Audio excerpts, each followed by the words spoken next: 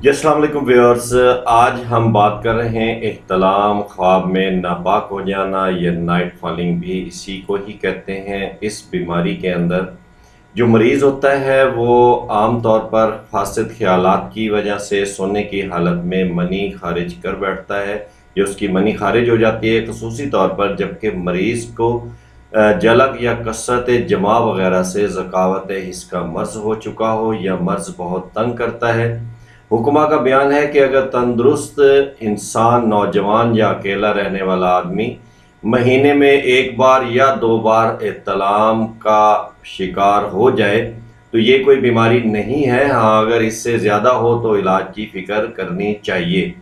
تو آج انشاءاللہ ہم آپ کو اسی بیماری کے متعلق ایک عمدہ نسخہ حبوب احتلام کے نام سے بتانے لگے ہیں، جو کہ اپنی خصوصیات کے لحاظ سے بہت ہی اہمیت کا حامل ہے۔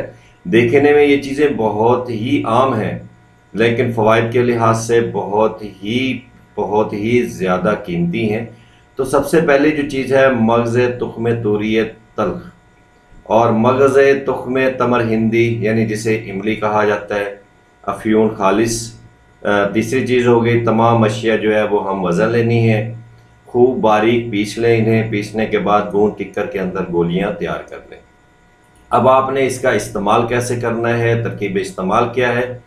ایک گولی آپ نے صبح اور جو ہے شام تازہ پانی کے ساتھ یا لسی کے ساتھ جو ہے وہ آپ استعمال کریں۔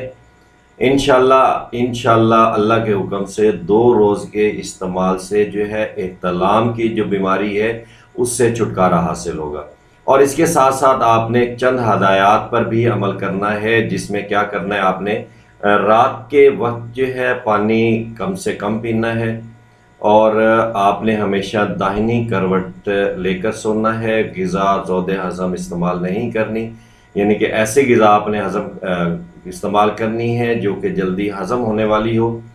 گندے خیالات سے پرہیز کرنا ہے۔ کہانیاں، ناول، عشقیہ قصے یا اس طرح سے ریلیٹڈ جو موویز ہیں، فلمیں ہیں، ان کی طرف آپ نے اپنی توجہ نہیں دینی۔